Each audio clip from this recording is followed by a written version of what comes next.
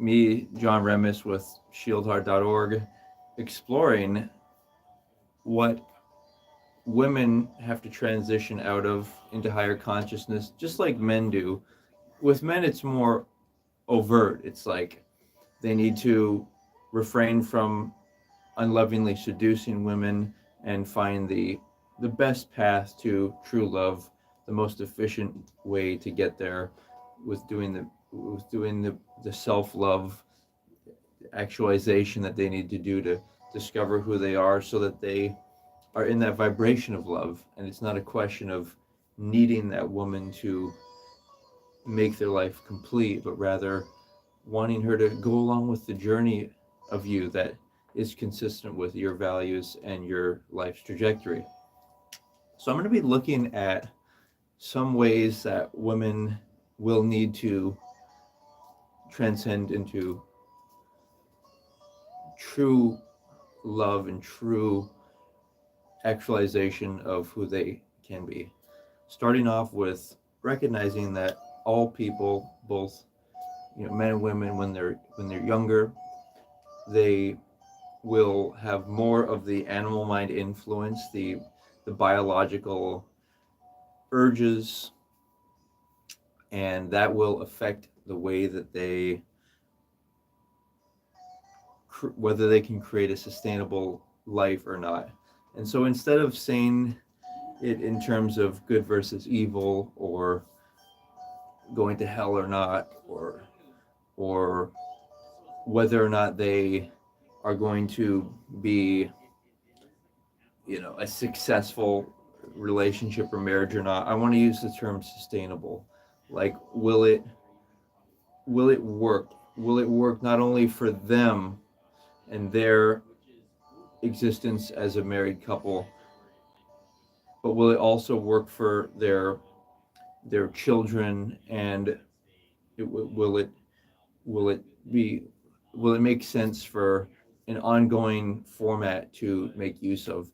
Now, what happens is people are influenced by their elders, and they unconsciously may follow them, or consciously may agree with their values and religion or spirituality, and they may adopt that and use that. But just seeing for example, a healthy relationship, they'll be able to pattern that. But the reason that people do that is because they label somebody their higher authority, father, mother, grandmother, etc. When you label somebody that, it's powerful. It's like it's like labeling somebody a king or a master. It's like your mind unconsciously goes towards that. It's like, and it's like, do you really want to be unconsciously following or programming your brain to follow that authority? Even if people's parents pass away, just labeling that person a parent, it's going to make you think about who they are and what they would want for your life. So for example, what I'm trying to say is, let's say they want you to go to college, but you don't want to. If you keep labeling them that authority, it's programming your mind to follow that authority. So starting off with labeling yourself your own authority, labeling people your guardians if you're younger and you still need that guardianship. This is especially, I think, relevant for women, and that's where the talk is going, is this idea of women courageously pursuing their feminine, knowing that they can manifest into the masculine, but that relationship, that an ideal marriage works better when there's that polarity of the man feeling a sense of purpose because he's caretaking the woman, and the woman being nesting in a home and taking care of children, or teaching other children the values that the man has. So the woman's multiplying it. The woman's using the man's resources that he creates in order to create a future that should have his values. And in that dynamic, it doesn't matter, even if the woman and men are making money, as long as they have the same values, That I think transcends everything in terms of all the idea of roles and everything I'm talking about. But let's shoot towards a sustainable and perfected ideal. And so, in order to do that, we need to be loving, both as men and women. And women should start to recognize that they are naturally kind of default towards following and especially because they're maybe physically, you know, they're physically more vulnerable, and so the question is, do women want to be more feminine? I'm saying it's courageous for them to pursue that femininity, and the thing is in the real world you have to be masculine. So if they don't, if their family can't afford to like have them at home, and in a traditional orthodox sense of the women stay at home until they're married, then if they can't afford that, then the woman has to be masculine. She has to put on her guard and go work in the public realm and do and meet her needs. A lot of younger women, what happens is in the school system, because there's, say, more men who have more alpha or dominant traits that they, young men that they're going to school with, hey, strategic, young men that they're going to school with, they tend to see those as the alphas rather than their own father or guardians as the alphas. And so that's let's call that point one of the dark aspects of women, is they'll unless they're careful, they will just follow whoever they emotionally feel is the alpha, even if the guy may be attractive but he may not be able to provide for her. She'll still try to sneak off and whatnot and be with him, or dress promiscuously to try to get his approval or attention. And obviously this is also because it's an imperfect school system.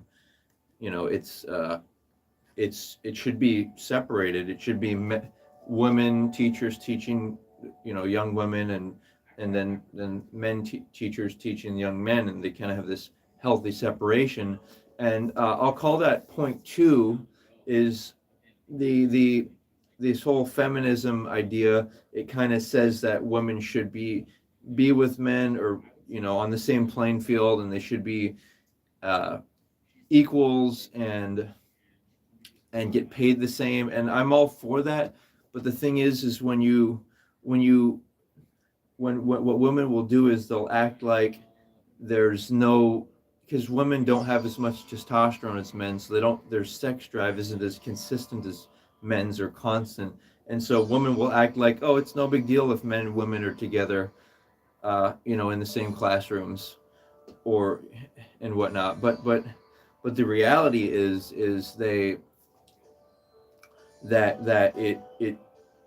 it creates a distraction. It interferes with learning, and that's another thing, is I feel like women don't really realize that men are always see things through the lens of sexuality, and that's a good thing that men see that. That's a natural thing.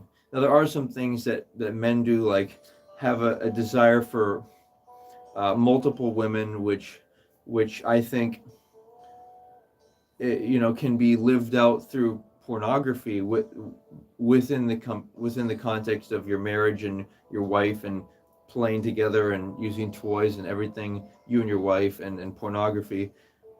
That's not hard to do, but men should have the strength, I feel, as well, to be certain that, what, I, as a man, I am masculine and I'm strong, and I can be very attracted to just one woman.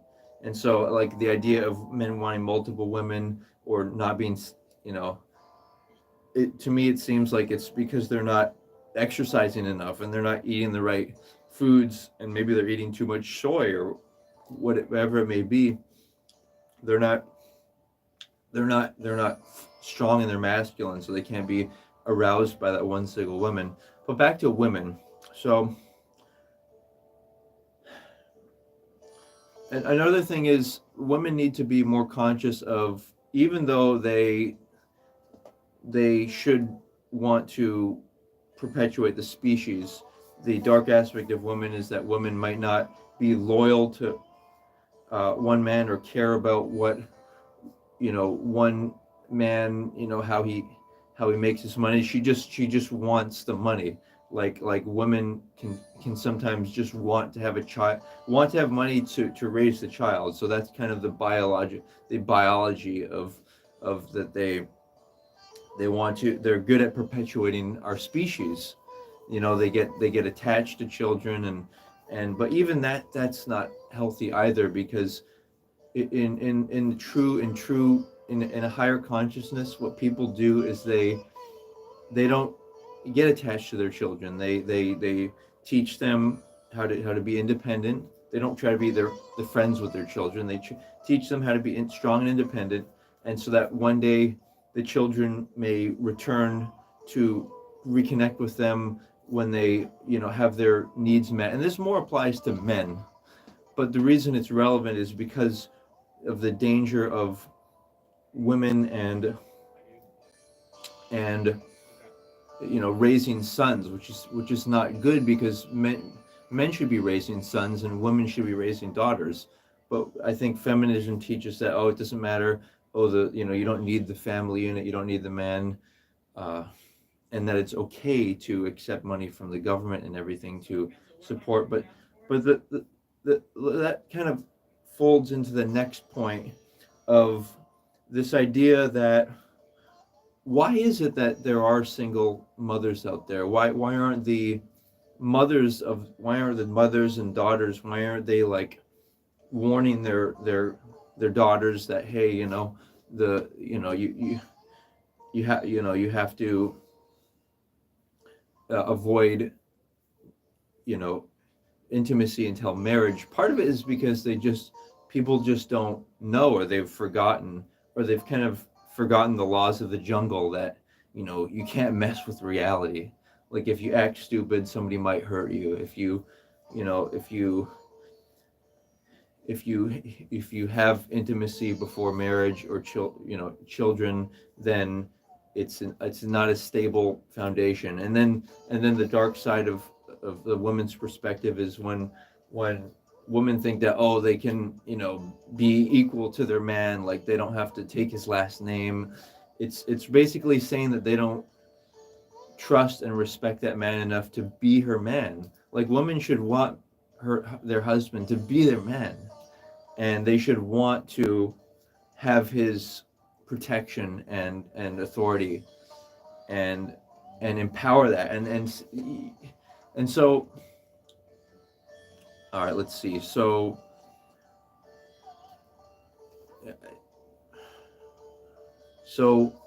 what happens is women want, they think in terms of emotions, like what feels right, and then men think in terms of logic, like what the maybe the precedent is, or the history, and then just kind of doing that because it works. But does it work? We have to ask ourselves, and this is about familiarity bias.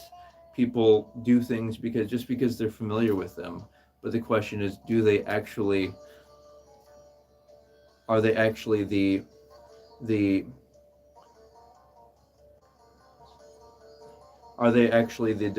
features that actually raise up a functioning family, which translates to a functioning society? So the next issue is birth control, that affects women's hormones, and it makes women choose the wrong guy. It doesn't make them choose a guy with masculine traits per se. And I'm not saying this is stuff I've heard and it makes sense to me. Do your own research, comment on this video if you have any relevant points. But the point is how do we not only have a great marriage and happy family, but how do we live forever? And the way we live forever is by a certain type of exercise and just believing that we can live forever, and not wanting to be always play this authority role of a parent or a grandparent, because that shouldn't be the way that we, like, that's like when you're raising a child, to me it's like a business transaction. It's like you listen to me and you get food and shelter to your children. And so to me that's not true love. People say that it's love, but it's just it's just morally good to be there for your children and raise them. But it's love is when two people share the same values, and then they consider each other as equals. So that's why instead of using the terms parents and father and son, I like to use the term brothers or spiritual brothers, that they're equals, that they have the same values, and they can have their own independent ability. They're financially and emotionally independent. They are who they are, and they don't. And so you can only love someone when you don't need them. You can only love someone when you are responsibly taking care of yourself, and then you choose to be with someone. But I'm trying to tie this into the idea of how women can incorporate this. I feel like men and women should both be able to use logic and emotion. Logic to analyze it, and then emotion to feel like, does that logic feel right, if you will. And then the next thing is like when people when okay, so let's think of it in terms of like I said, living forever. Like there's something that happens where hormones flip and women become more testosterone as they age, and men become more estrogen. And to me, I mean, as long as you have the same values, that kind of supersedes all of the physical world. It's like, even if one of your spouses is in a wheelchair, you still want to be around them. You still want to push them and be present with them, and you're vibrating in love, which is a stronger frequency than the physical realm. It creates the physical realm, that discipline and that dedication, that love, that focus. And so here's another dark element. Okay, so women have a tendency to want to caretake, right? So what happens is they will go so far as to either caretake of pets or caretake of children who are incapacitated. This is a controversial point, but at least me myself, if I was significantly handicapped mentally or physically, I would want to reincarnate. I wouldn't want somebody to raise me up like their pet, a person who could not experience life on a life of their own. They're just a pet. And the same with raising cats and dogs, like etc. I feel like it's a disenfranchisement of your humanity. Of, even if you don't have children, why can't you help babysit some children? Why once a week or whatever? Why do you opt to want to care for dogs? And I think that's one of the significant dark aspects of what women will do. They'll just caretake of anything. They'll, like, even stuff like having an addiction to shopping. They'll treat their clothing and stuff like it's their children,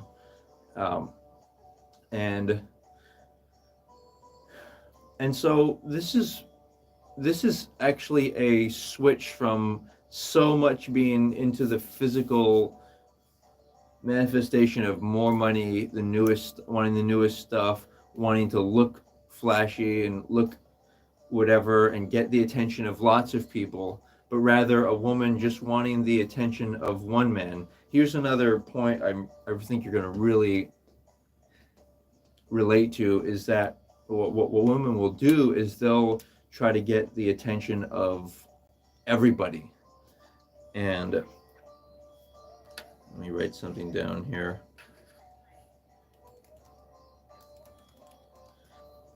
And they should be trying to get the attention of only one person, a viable husband. And that's why it's useful, I think, for women to stay in the home and, go out in public only with their parental guardians, and just if possible, like maybe they don't consider themselves attractive enough, or they for some reason don't think that marriage is right for them, fine, and that they don't want to have children or have a husband, fine.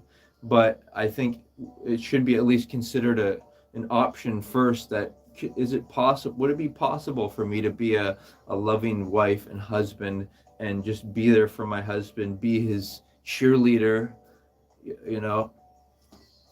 And so the idea of attention, right? A woman should only want the attention of her future husband. And here comes into the play the idea of women showing off, because I think women are, the most attractive creation in the universe, and I like to look at nude women. But to me, it makes more sense that only married women should be dance as exotic dancers, because a single woman shouldn't have the fear of trying to hopefully attract a man. It should be more of an art, like, okay, this woman's married, she's taken, but she's showing off her body and her VV, and it's like an expression of art and inspiration for men. And that's another big issue I have, is that the idea that women are okay with just being a girlfriend. Like, women think that they're like all smart and feminism, and like, oh, I can do whatever I want, I can just have a boyfriend, or I can have extramarital intimacy. But they don't realize that their primary leverage, just like the man is the only person who can propose marriage. So then, that what leverage does that leave a woman? The woman's only leverage is that she can't offer any premarital intimacy until they're married, because premarital intimacy is marriage. It's attachment, that sexual interaction. It's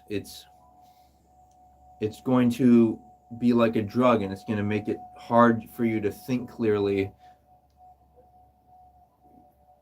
and think logically as to the science of compatibility and if you're compatible. And that's another aspect women need to take initiative on, is not hoping for their man to be the one who discovers them sexually, but they should be doing it themselves. They should be using toys.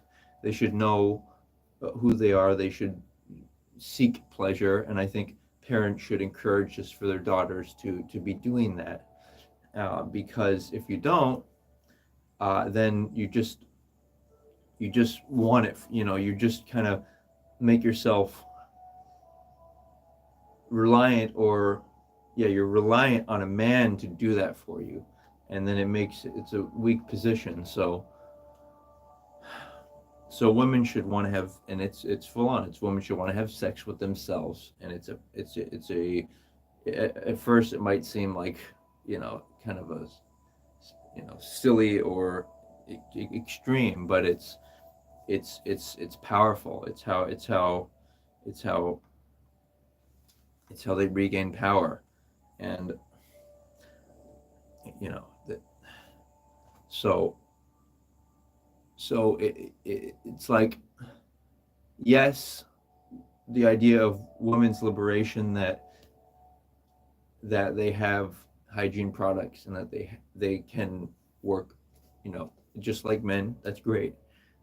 But even given that choice, like that, the modern day presents women a choice. In the past, they didn't have a choice, but the modern day presents women a choice to choose whether they want to play a role of a supportive, submissive, feminine wife. And another thing to consider is that I think it's harder for women to, if they're if they're if they have one or multiple relationships or partners before getting married, it's harder for them to bond to the man, because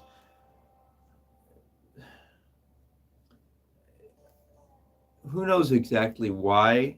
Maybe it's memories of the previous memories, maybe it's because kind of they form these spiritual attachments to men, because especially since like men are, it's like entering into the woman's body, so it's not like man's experience. It's like a different, like more personal, it's like they're, and so, but the question is, does this happen with men as well? And for me, I can say that as a principled man and man who's in the vibration of love, who loves and knows myself and has principles, I would not want to have pursue sex with a woman, even if it was a woman who I knew, who I liked and we liked each other. That's not enough. That's another mistake women make, is just kind of seeing things at a surface level of, feels right, it seems nice, it's like they're not as discerning as to whether a man is just wants them. Like, women don't realize that a lot of men just want them to get off, to have sex. But women need to realize that a man who likes them who they are, who loves them, who he would not want to have sex with them. He would want to wait until marriage, because he just to prove that, it's real love. And then people would say, well, you have to be familiar with each other's bodies. Well, through having sex with ourselves, both men and women, we should know our bodies. And if we're, best format is emailing or video chat. Emailing is good. Emailing allows you to communicate without going on dates, which is an opportunity for seduction. And dating is actually physical intimacy. Going out together as a couple, that's how you show that you are a couple. And why would you want people to think that unless you are married? And then, yeah. So that's the vibe I'm going with, guys. I'm going with this. Let me scroll through my notes. While I'm doing that, you're welcome to breathe in. There's a breathing system. I think it's called 7-8-4, where you breathe in for 7 seconds and then hold it for 8 and then exhale for 4. And doing that really helps to calm the mind.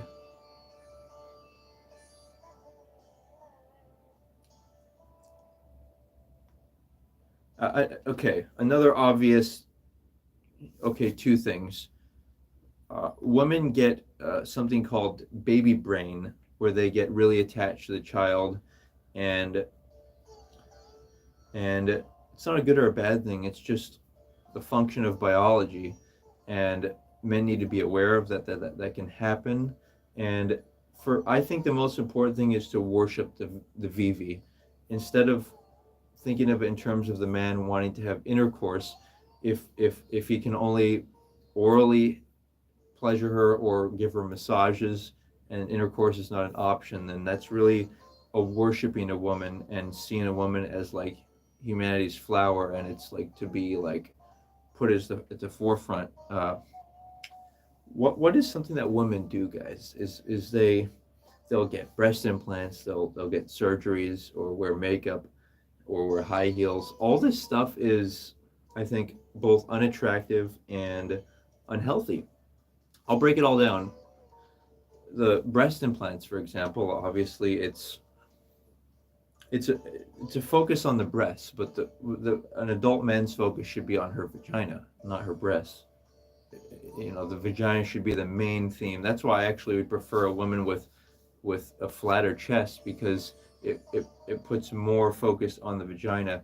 And even I think it makes more sense to not have a peepee as large, because it's less focus on the vagina. When it intercourse is about the man dominating the woman, and that's why you have these pornographies with, you know, guys with like larger sized guys like dominated the women. But that's not a worship and upliftment of the vagina. What we need is we need to see it as that flower and make it the core aspect of our culture. And so like the breast implants, right? They fail after like 20 years, something like that. Or it just obviously there's going to obviously be associated health issues with trying to modify your body. Makeup, it gets absorbed into the skin, and it builds up as metals in the body. It's also bad. uh, Women don't shouldn't want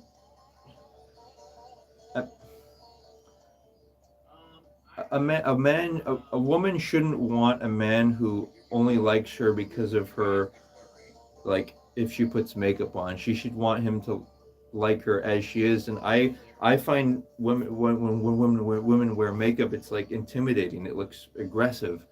And high heels too. It's bad for a woman's back, and it makes her look more dominant and aggressive. And um, actually, I want to touch on something also I think is hugely relevant to this conversation, is the idea of, just because somebody has maybe an attractive face or a lot of money, or maybe a woman has larger breasts, the question is, does she have a good sized hips, or does she have, you know, physical strength and like a larger body? Like, I think it's useful for people to choose genetically to if they're going to procreate, they should be choosing somebody who makes sense genetically, who it'll be, you know, a healthy, strong person. And I think people get distracted by all the possibilities that are out there now. And hey, good for them. Like, if they're not going to have children, then any kinds of configurations might make sense. But to actually have children, you've got to think of someone in terms of who they, you know, would they be a strong, like, mate, like as in actual mate selection, you know? And also I think for men it's easier to see it in terms of, you know, would you want to pleasure the woman's VV orally? You know, it kind of helps. You want to do things to help you fine tune how that woman is attractive. And remember, guys, the skin and the heart health and the no clogged arteries, that's the most healthy, most attractive stuff. So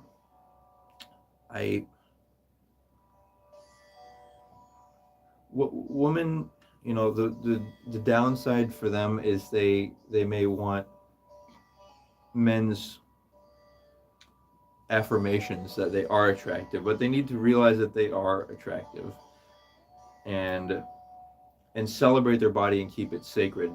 Final topic is the idea of virginity. And women and men need to realize that virginity is the most attractive, and the only way you can have all women be virgins is if all the men are virgins. So the way you play that out is you have a society that believes in no premarital intimacy, prefers it, sees the value in it, sees how a loving a society could create, and that if the men are virgins, then the women will be virgins. And this is actually an error that a lot of, I think, guys in the quote unquote manosphere, red pill, or like guys trying to be like advice for guys and whatnot, they have this kind of idea that, just be intimate with a bunch of women and be, you know but that means several things. That means that you're having sex with women who are also having sex with other men, because even if you think that you're a player, or you're like a dominant alpha, whatever you want to call yourself, you're end up in being intimate with women who are promiscuous too, and also intimate with other men. And it's it's it's like, aren't you man enough to just want one woman? Don't Aren't you masculine enough to be just attracted to one woman? And then can you, and man enough to focus just on one, like your wife, instead of some random woman who, people need to realize that people only have sex with people that they don't care about, because you don't try to seduce somebody for sex. It's just like a prostitute, right? What do? They won't they'll seduce somebody with their body or money. Their client seduces them with their money, but it's not a respectful exchange. It's they may both consider it fair, but it's not a loving exchange. So yeah, virginity, obviously it's more attractive. Uh, but like I said, it's not about the man like breaking the woman's hymen and stuff. She should be doing that herself with toys. She should be fully engaged with herself, fully familiar with herself. And ultimately, guys, it's all about celebrating women, sacred women, protecting women, celebrating the pussy. And that what it is it's a like a flower. And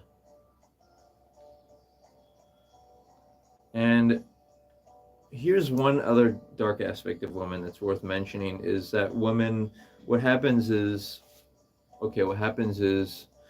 older rich men try to go for younger women. I'm generalizing here, but they try to go for the most attractive younger woman they can find, which is unloving, because it's not equal. If you're loving, then you're with somebody who's, you know, more around your age range, So, but what happens is the older rich men do that, and then the and then it ends up where older women are competing with younger women. So older women, consciously or often unconsciously, will sabotage their own daughters, not warn them about men, because they want their daughters to fail. So it's a whole unhealthy dynamic of interplay of different age ranges of men and women, and it's just not a peaceful society worthy of trust. And please consider my words carefully. I didn't say a trusting society. You don't want to be trusting, you want to be skeptical, but you should also be trustworthy. So you want to be skeptical, but you want to be worthy of trust. So okay, so women don't realize that once they have a child, then they're much less attractive, because it's not fair to ask another man to have to deal with her baby's father and then also raise the child, and he doesn't have legal rights and just everything. So it's very, and I'm not saying, as a realist, I'm not saying that I want a woman who's virgin or doesn't have children. I'm saying that I'm realistic. I'm almost 33, so likely be with a woman who may have children or what have you. But the point is where are we going? Like I was suggesting earlier, sustainability. Where are we going, guys? What type of society do we want to exist in? And I would say it starts with Shieldheart. And it's not just about women expecting men to look out for and protect themselves, and you know, protect them. It's about women valuing and protecting and celebrating their own body as well. And the easiest and cheapest way to do that is consistent exercise. Wearing a wedding band that indicates your love to yourself and your future husband or wife. Of course, LGBTQ. Do it, but like the roles are, I think, important for there to be a more masculine man and a more feminine man in a gay relationship, and a lesbian, more masculine, butchy woman who's working, who may have shorter hair and she's tougher, she works, and then a more feminine woman. I think those are the best relationships, the ones that you're playing out this role. And so, and ultimately, guys, don't and another thing is, women shouldn't, like, when's the best time for women to have children?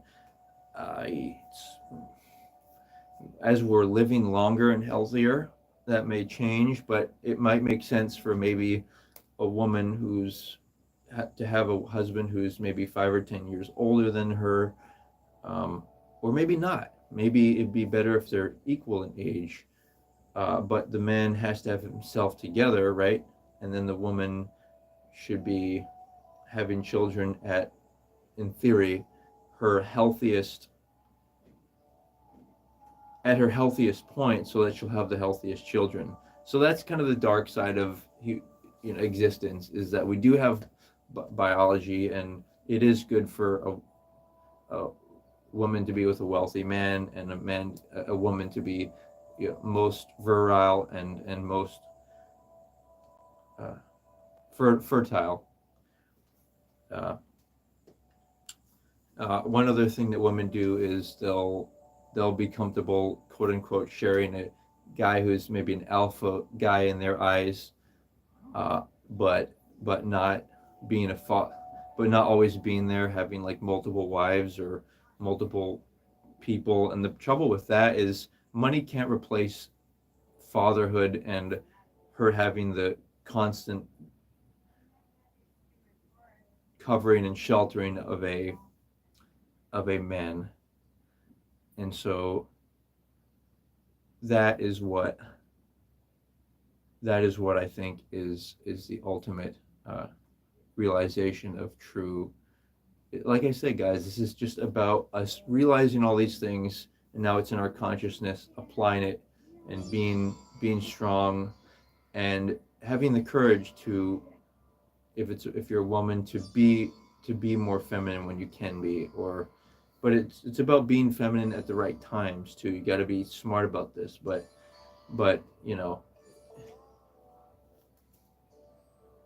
it's just simplifying it to celebrating and protecting women, and we can all do that. So my pleasure to join you here. Some controversial points. I'll make a summary of them in the description. But yeah, looking forward to your commentary. Which one really moved you, or did you not expect? Which one do you think I might have missed? Which one did you disagree on and think I should re-examine? All right, guys.